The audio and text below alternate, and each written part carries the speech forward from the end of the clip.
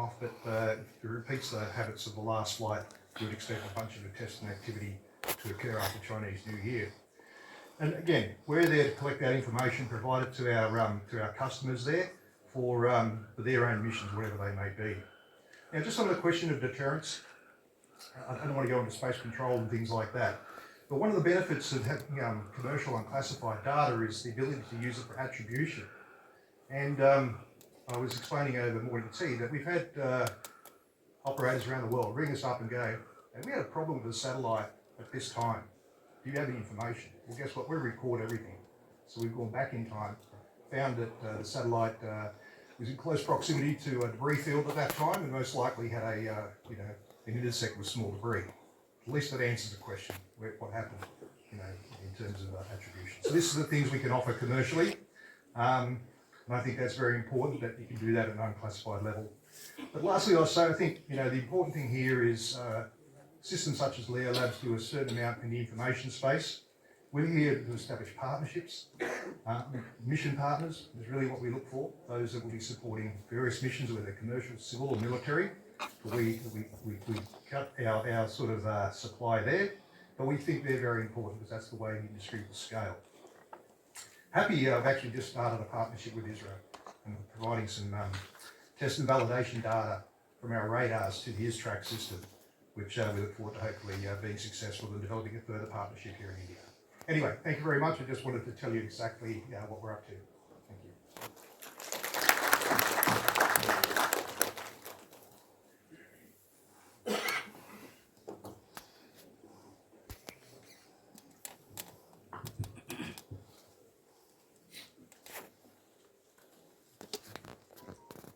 Morning, gentlemen, ladies and gentlemen here.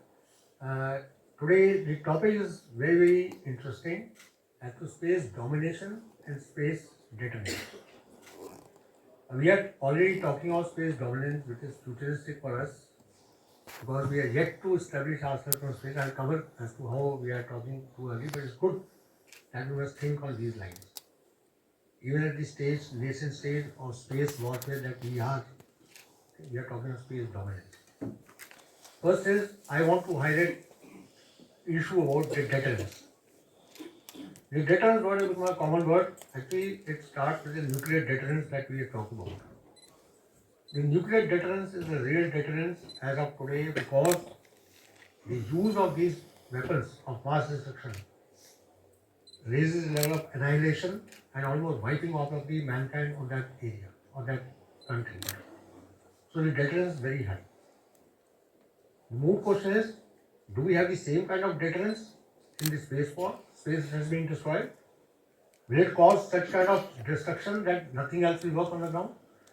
I'll give you an example. Second World War came to a grinding halt after that, immediately after the Hiroshima and Nagasaki was dropped. That is deterrence. The fear of such kind of devastation. That doesn't exist in space war. Yes, there will be problems. Your mobiles will go off. Your air travel will go off, a lot of other things in life will go off, but it doesn't stop you from living, it doesn't stop.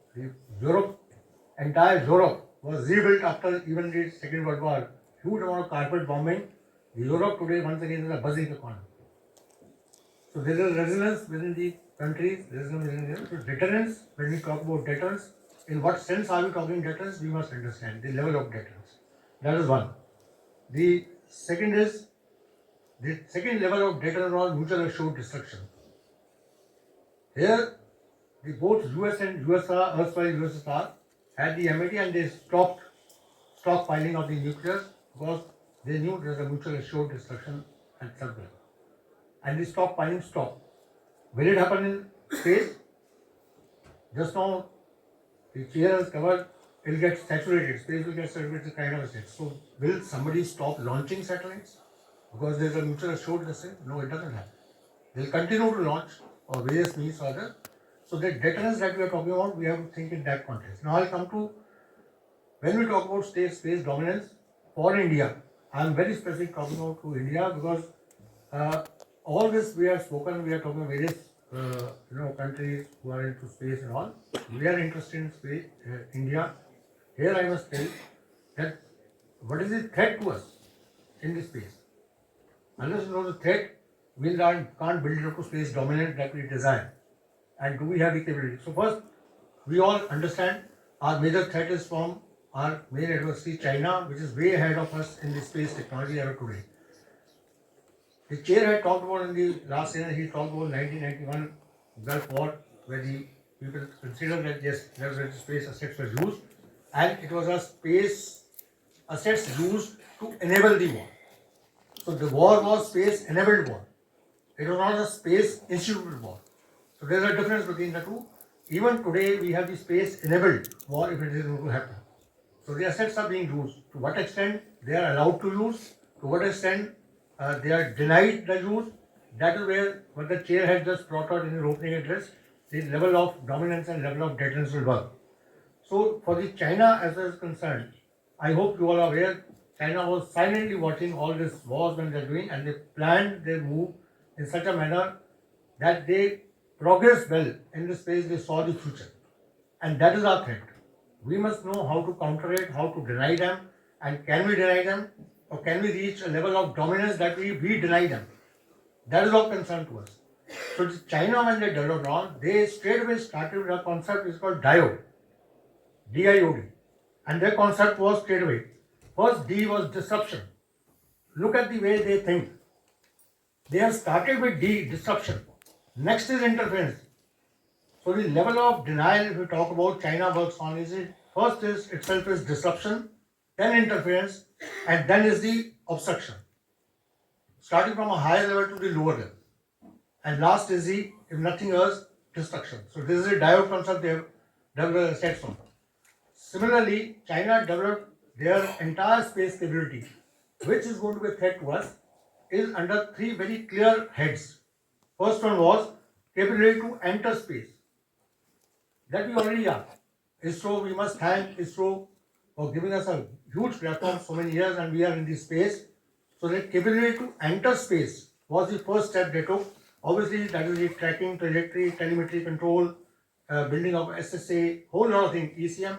And the most important part in the capability to enter space was the cyber security. One of the audience had brought out yesterday the question cyber hardened. Very, very pertinent. While we have done the capability of entering space, cyber hardening is nowhere. What the China has developed is exactly with the cyber hardening.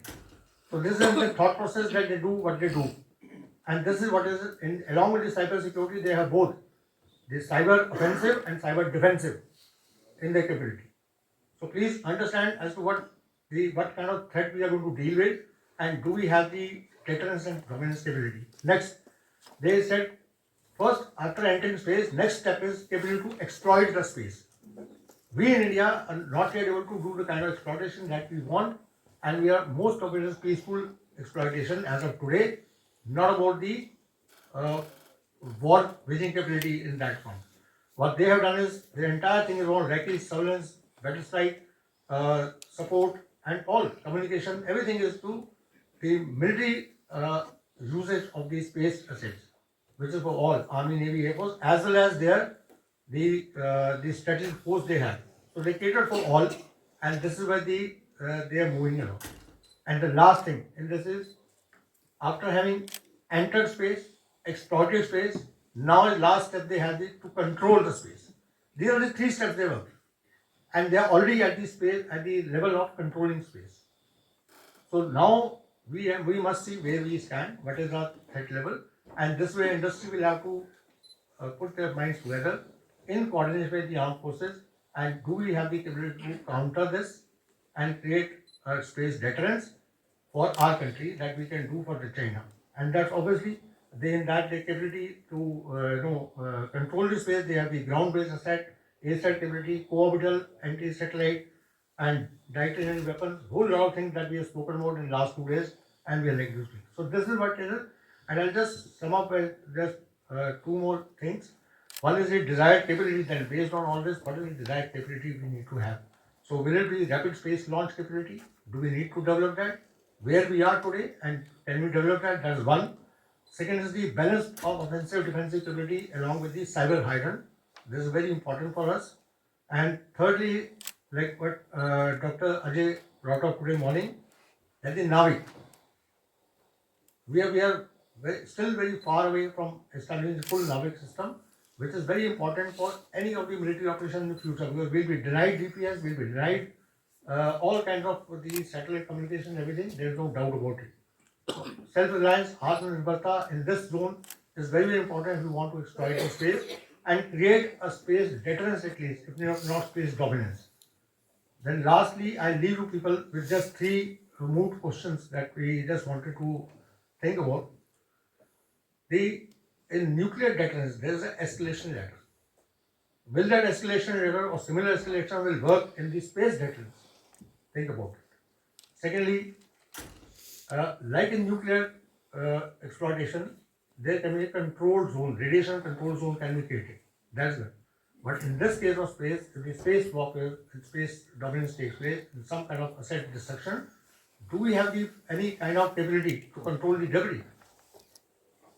The country that is creating the destruction, can they control the debris to not to hit their own satellites? How will it go? So there is no control mechanism as yet.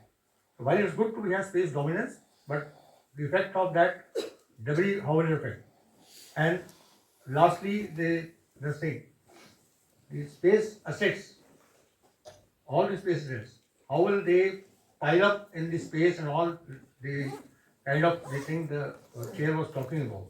How will it happen? So these are the 3 things that we need to talk about when we talk about space dominance, space deterrence for the future. That's all. Thank you so much.